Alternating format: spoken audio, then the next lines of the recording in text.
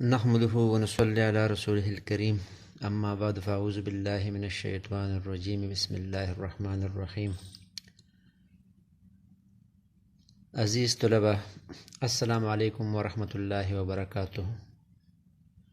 میں Shamsuddin, lecturer اسلامیات، Peshawar public school and college آپ سے مخاطب ہوں۔ سب سے پہلے میں آپ کو اسلامیات کے کورس سے آگاہ کرنا چاہتا ہوں۔ گورنمنٹ آف KPK نے فرسٹ ایئر اسلامیات کے کورس میں جو کمی کی ہے، جو اسباق اس سے نکال دی گئی ہے، جو اسٹوڈنٹس 2021 میں ایگزام دیں گے، تو سب سے پہلے میں آپ سے اس کا تعارف کرنا چاہتا ہوں۔ یہ گورنمنٹ آف KPK کا مرتب کردہ سلیبس آپ کے سامنے ہے۔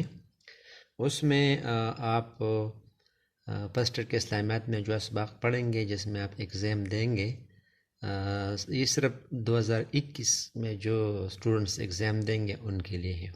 تو اس میں آپ دیکھیں کہ باب نمبر 1 جو ہے بنیادی عقائد، اس میں انہوں نے شامل کیا ہے توحید، اور توحید سے متعلق 2 ٹاپکس ہے۔ ایک ہے توحید ذات و صفات، ٹھیک ہے، اس کے بعد شرک ہے، دوسرا ہے رسالت۔ تو رسالت میں بھی اس میں باقی اسباق نکالے گئے ہیں، صرف رسول کی ضرورت ہے، اور رسالت محمد صلی اللہ علیہ وسلم اور اس کی خصوصیات، اس کو آپ پڑھیں گے، سمجھنے کی کوشش کریں گے اور یاد کریں گے۔ اور آخرت کے متعلق جو سوالات ہیں وہ آپ یاد کریں گے۔ باب دوم جو ہے وہ مشتمل ہے اسلامی تشخص پر۔ اس میں آپ پڑھیں گے، یاد کریں گے نماز، روزہ، زکوٰۃ، حج، تعارف، جامعیت، فوائد، جہاد، اللہ تعالیٰ اور اس کے رسول صلی اللہ علیہ وسلم کی محبت و اطاعت، حقوق العباد میں شامل ہے والدین کے حقوق، ہمسایوں کے حقوق، رشتہ داروں کے حقوق۔ اسی طرح معاشرتی ذمہ داریاں اس میں شامل ہے، محاسن اخلاق میں دیانتداری، سچائی، کسب حلال، ایثار، اور اخلاقی رذائل میں شامل کیا ہے غیبت، تکبر، حسد۔ یہ آپ کے سامنے آپ کے فرسٹ ایئر کے اسلامیات کا کتاب ہے، ٹھیک ہے، اس میں یہ سارے اسباق شامل تھے۔ یہ آپ دیکھیں، پورا ایک لسٹ دیا گیا ہے باب نمبر 1 کا، ٹھیک ہے، پیج نمبر 1 سے لے کر پیج نمبر 37 تک۔ تو آپ اس میں خود اندازہ لگا سکتے ہیں کہ کتنے کورس اس میں کم کیا گیا ہے اور کتنا کورس شامل کیا گیا ہے۔ اس طرح آپ باب دوم دے کے اسلامی تشخص میں، تو یہ پیج نمبر 37 سے شروع ہوتا ہے اور یہ ختم ہوتا ہے پیج نمبر 94 پر، پیج نمبر 94 پر۔ تو عزیز طلباء، آپ دیکھیں کہ اس میں جو سبق جو گورنمنٹ نے نکالے ہیں اور نئے سلیبس میں شامل نہیں ہے، وہ آپ اس کو یاد کرنے کی کوشش نہ کریں۔ اسی طرح آپ دیکھیں باب سوم جو ہے اسوہ رسول اکرم صلی اللہ علیہ وسلم، اس میں انہوں نے شامل کیا ہے رحمت للعالمین، اس سے متعلق سوالات، اخوت، مساوات، عفو و درگزر اور فضائل عفو و درگزر تک شامل کیا ہے، ٹھیک ہے۔ اور آپ دیکھیں آپ کا جو پرانا سلیبس تھا کتاب کے مطابق، آپ دیکھیں باب سوم میں شامل ہے رحمت للعالمین، امت پر شفقت و رحمت، کافروں پر رحمت، عورتوں کے لیے رحمت، بچوں کے لیے رحمت، یتیم و غلاموں کے لیے رحمت، اخوت، مساوات، صبر و استقلال، عفو و درگزر، اسی طرح ذکر۔ تو اس میں کچھ کمی کی گئی ہے، آپ اس کو نوٹ کریں۔ اسی طرح آپ آ جائیں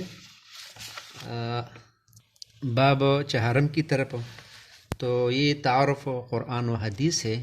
تو نئے سلیبس میں شامل کیا گیا ہے مکی اور مدنی صورتیں اور ان میں فرق، ٹھیک ہے، حفاظت و تدوین قرآن مجید، اس کے علاوہ قرآن مجید کی خوبیاں، حدیث اور سنت، اور حدیث یا سنت کی شرعی حیثیت، اور اس کے علاوہ منتخب آیات مکمل اور منتخب احادیث مکمل، جو کتاب کے آخر پر 10 منتخب آیات ہے اس کا ترجمہ اور تشریح ہے، اور 10 منتخب احادیث ہے اس کا ترجمہ اور تشریح، جو پہلے سے بھی کورس میں شامل تھا، اور اس سے ایک سوال کویشچن ضرور آتا ہے جو مشتمل ہوتا ہے ایک حدیث پر، ایک آیات پر، تو اس کو کورس میں سارا شامل کیا گیا ہے۔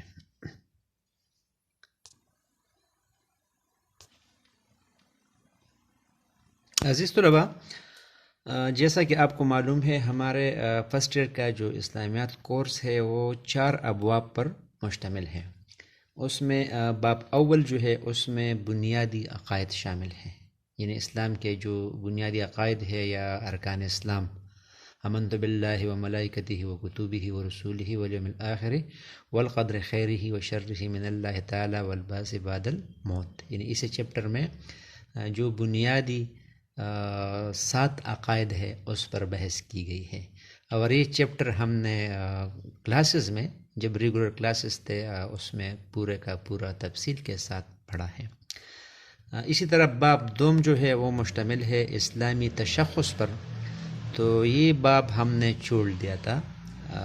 ہمارا تو ارادہ یہ تھا کہ ہم دسمبر تک ہم باب اول، باب سوم اور باب چہارم پڑھیں گے۔ دسمبر میں ڈیٹینشن ہوگا، ایگزام ہوگا، اس کے بعد ہم دوسرا باب دوم ہے وہ پڑھیں گے، لیکن انسان کا ارادہ اور اللہ کا ارادہ ایک نہیں ہوتا ہے۔ کووڈ-19 کی وجہ سے اسکول جو تھی وہ بند کر دی گئی، تو اسی وجہ سے ہم نے آن لائن کلاسز کا جو اجرا کیا ہے اس میں ہم پہلے وہ اسباق پڑھیں گے جو ہم نے کالج میں نہیں پڑھے ہیں، تو باب دوم ہم نے نہیں پڑھا تھا۔ اسی طرح باب سوم جو تھا وہ بھی ہم نے تفصیل کے ساتھ کالج میں پڑھا تھا۔ اسی طرح باب چہارم جو ہے وہ تعارف قرآن مجید و حدیث ہے، اس کو بھی ہم نے تفصیل کے ساتھ کالج کے کلاسز میں پڑھا ہے، لیکن اس میں صرف جو ہمارے فرسٹ ایئر کے جو سیکشن ہے وہ سب کو تقریباً چیپٹر پورا ہو گیا ہے، لیکن اس میں جو منتخب احادیث ہے اور منتخب آیات ہے قرآن کے وہ رہ گئے ہیں، تو ہم اپنے آن لائن کلاسز کا ابتدا کریں گے منتخب آیات اور اس کے بعد ہم پڑھیں گے منتخب احادیث۔ تو آج کا جو ہمارا پہلا لیسن ہے دسمبر کے مہینے کا، تو وہ ہے منتخب آیات۔ تو عزیز طلباء، آئیے چلتے ہیں، ہم اپنے پہلے درس کا باقاعدگی سے ابتدا کرتا ہے، اور وہ ہے منتخب آیات۔ تو اسی کورس میں 10 منتخب آیات ہیں، وہ ہم پڑھیں گے اور اس کا بامحاورہ ترجمہ، تشریح، کچھ مشکل الفاظ کے معنی کی وضاحت کریں گے، آپ اس کو سمجھنے کی کوشش کریں۔ تو اعوذ باللہ من الشیطان الرجیم، بسم اللہ الرحمن الرحیم۔ یا ایہا الذین آمنوا اتقوا اللہ وقولوا قولا سدیدا یصلح لکم اعمالکم ویغفر لکم ذنوبکم ومن یطع اللہ ورسولہ فقد فاز فوزا عظیما، صدق اللہ العظیم۔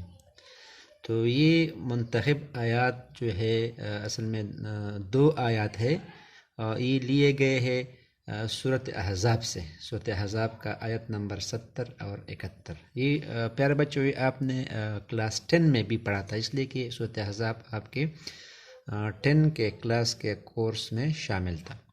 تو چلو یہاں اس کی تشریح کرتے ہیں۔ تو اللہ تعالیٰ چونکہ یہ منتخب آیات ہے، تو آیات یا قرآن یہ اللہ تعالیٰ کا کلام ہوتا ہے، یعنی قرآن کیا ہے؟ کلام اللہ ہے، اللہ تعالیٰ کا کلام ہے۔ اللہ نے اپنے بندوں کی ہدایت کے لیے پیغمبر کے ذریعے اپنے بندوں کے لیے جو احکام بھیجے ہیں، جو پیغامات، میسیجز بھیجے ہیں، یہ قرآن ہے، ٹھیک ہے؟ تو اس میں اللہ تعالیٰ فرماتا ہے یا ایہا الذین آمنوا، یا جو ہے عربی میں حروف ندا ہے، کسی کو آواز دینا، تو یہ اللہ تعالیٰ فرماتا ہے یعنی متکلم اللہ تعالیٰ ہے. اللہ تعالیٰ فرماتا ہے. کس سے فرماتا ہے؟ آمنو، ایمان والوں سے، یعنی جنہوں نے ایمان لایا ہے. یعنی اسی آیت میں خطاب ہے مسلمانوں کو. یا ایھا الذین آمنو، اس کا ترجمہ ہوگا اے او لوگو جو ایمان لائے ہو، یا اے او لوگو جو ایمان لائے ہو.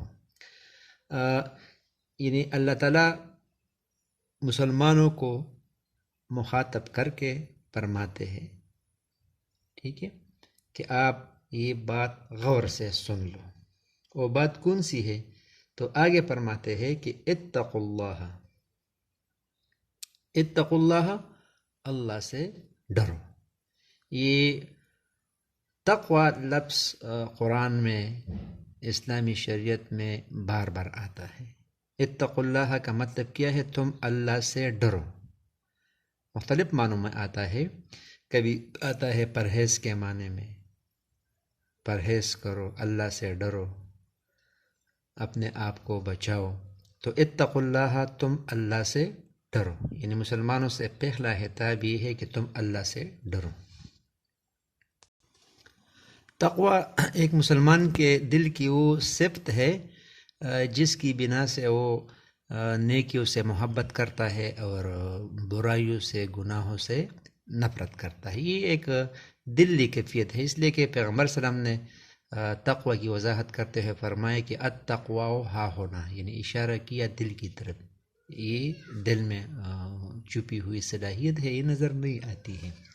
اور اس کی ایک بہترین وضاحت ہوتی ہے کہ حضرت عمر فاروق رضی اللہ تعالیٰ عنہ نے حضرت کعب رضی اللہ تعالیٰ عنہ سے تقوی کے بارے میں دریافت فرمایا. تو انہوں نے بہت خوب جواب دیا کہ کیا آپ کسی جنگل میں کسی ایسے راستے پر نہیں گئے ہو جہاں پر خاردار درخت ہو؟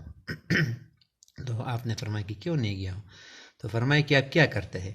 تو حضرت عمر رضی اللہ عنہ نے فرمایا کہ میں اپنا دامن اور کپڑے لپیٹ کر اور جاتا ہوں اور اس کانٹوں وغیرہ سے اپنے لباس کو جو ہے وہ بچاتا ہوں. تو حضرت کعب رضی اللہ تعالیٰ عنہ نے فرمایا ہے کہ یہی تقوی ہے کہ یہ دنیا جو ہے اس میں ہر طرف، ہر مقام پر آپ گناہ ہیں، آپ کو دعوت دی جائے گی گناہ کی، تو آپ کیا کریں گے؟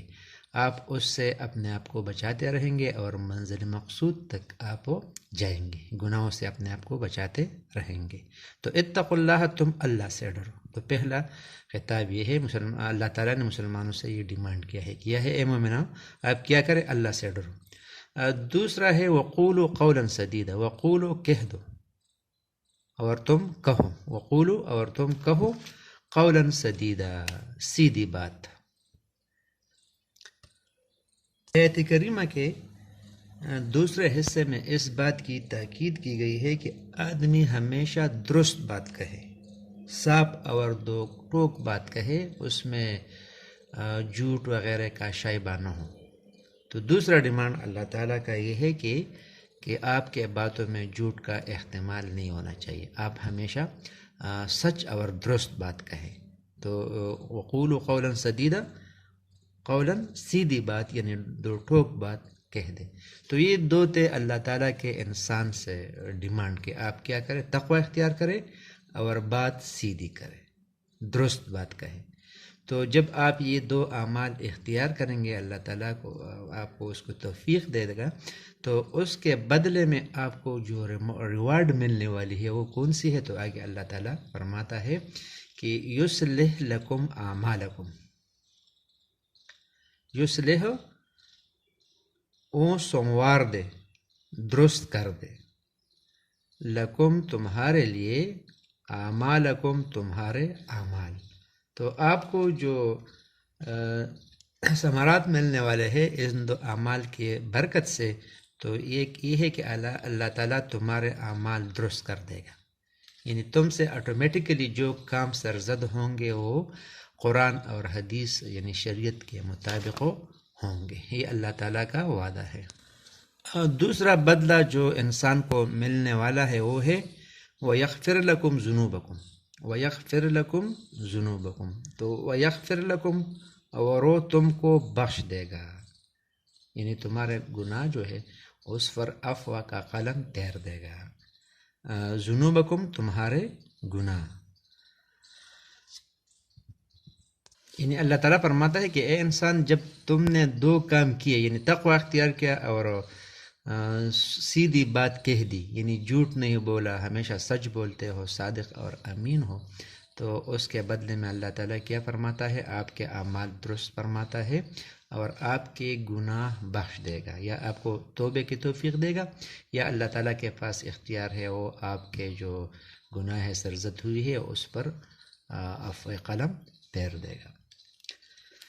اس کے بعد آگے فرماتا ہے وَمَن يُطِعِ اللَّهَ وَرَسُولَهُ، ومن اور جو شخص یطع اللہ اللہ تعالیٰ کی اطاعت کرتا ہے، اللہ تعالیٰ کی اطاعت کرتا ہے، ورسولہ اور اس کے رسول کی، یعنی جو شخص اللہ تعالیٰ اور اس کے رسول کی اطاعت کرتا ہے، بات مانتا ہے، اس کے احکام پر منوعاً عمل کرتا ہے، فقد فاز فوزا عظیما، فقد فازا فوزا عظیما، فقد پس بے شک، فازا اس نے پائی، فوزاً عظیما بڑی مراد یا بڑی کامیابی. عربی میں فوز کہتے ہیں کامیابی کو، مراد کو، عظیماً عظیم سے ہے بڑی.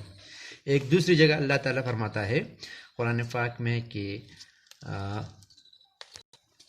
فمن زحزح عن النار وادخل الجنة فقد فاز، یعنی جو بندہ آخرت میں جہنم سے بچ کر جنت میں داخل ہوا تو بے شک وہ کامیاب ہوا. یہ اللہ تعالیٰ نے یعنی اللہ تعالیٰ نے فرمایا ہے کہ اللہ تعالیٰ اور اس کے رسول کی اطاعت جو ہے یہ سب سے بڑی کامیابی ہے. عزیز طلباء، دنیا میں ہمارے جو کامیابی کا معیار جو عام طور انسانوں نے اپنے لیے بنائے ہیں وہ یہ ہے کہ کسی کا پاس زیادہ پیسہ ہو، عہدہ ہو، جائیداد ہو، گاڑی ہو، اور بھی دنیا کے عیش و عشرت کے سامان ہو. لیکن اسی آیات میں اللہ تعالیٰ نے عظیم کامیابی جو ہے وہ قرار دیا ہے اللہ تعالیٰ اور اس کے رسول صلی اللہ علیہ وسلم کی اطاعت. تو ایک مومن کے لیے سب سے بڑی خوشی اور کامیابی یہ ہے کہ وہ جو ہے قرآن اور حدیث پر عمل کرے، اس کے مطابق اپنے 24 گھنٹے کی زندگی گزار دے. تو یہ کامیابی ہے، نہ کہ اللہ تعالیٰ اور اس کے رسول کے احکام سے روگردانی. عزیز طلباء، اگر اس طرح اگر یہ سوال پیپر میں آ جائے تو آپ سب سے پہلے عربی لکھیں گے، پھر اس کے بعد اس کے جو مشکل الفاظ ہے اس کے معنی لکھیں گے، اور اس کے بعد آپ اس کا بامحاورہ ترجمہ لکھیں گے. تو اس کا بامحاورہ ترجمہ آپ اس طرح لکھیں گے کہ اے ایمان والو، ڈرتے رہو اللہ سے اور کہو بات سیدھی، کہ سنوار دے تمہارے کام، کہ سنوار دے اللہ تعالیٰ تمہارے کام اور بخش دے تم کو تمہارے گناہ. اور کوئی کہنے پر چلا اللہ تعالیٰ کے اور اس کے رسول کے، اس نے پائی بڑی مراد. اور اس کے بعد اس کی مختصر تشریح جو ہے وہ آپ لکھیں گے. وما علینا الا البلاغ.